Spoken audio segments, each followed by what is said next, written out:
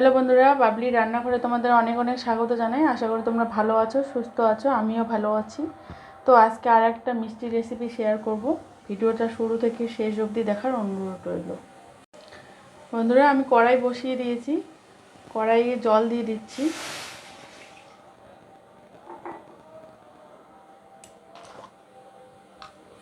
তো আমি জল দিয়ে দিয়েছি কড়াইয়ে।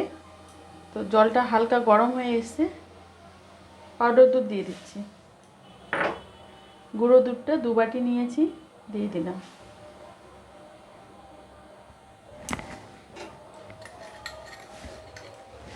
এটাকে ভালোভাবে মিশিয়ে দেবো। তো বন্ধুরা, আমি ভালোভাবে মিশিয়ে নিয়েছি। দুধটা কিন্তু অনেকটা শুকিয়ে এসছে।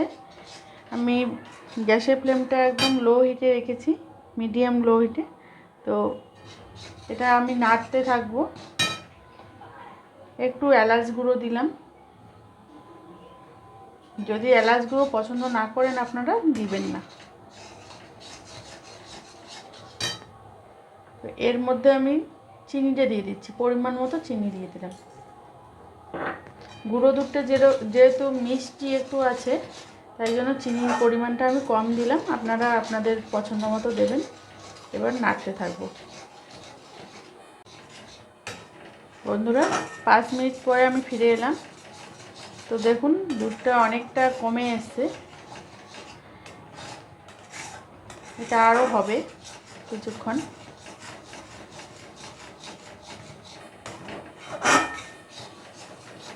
বন্ধুরা দেখুন, আর একটু শুকিয়ে নেব এই মিষ্টির রেসিপিটা। এটা মিষ্টিটা আপনারা লিকুইড দুধ দিয়েও করতে পারেন। ওটা একটু সময় সাপেক্ষ ব্যাপার। তাড়াহুড়োর মধ্যে থাকলে বা কম টাইমে করতে চান, এরকম করে নিতে পারেন আপনারা।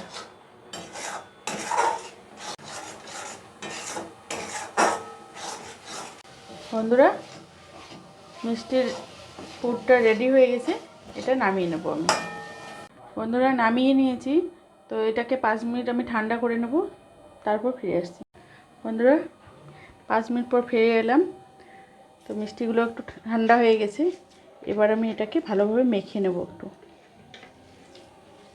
বন্ধুরা, আমি ভালোভাবে মিষ্টিটা মেখে নিয়েছি। এবার আমি কেটে নেব।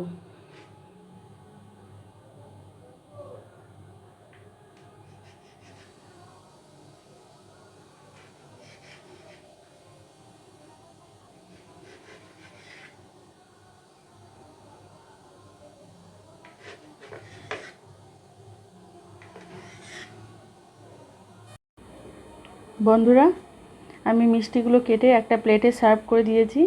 তো দেখলেন তো কত সহজে মিষ্টিগুলো বানিয়ে ফেললাম।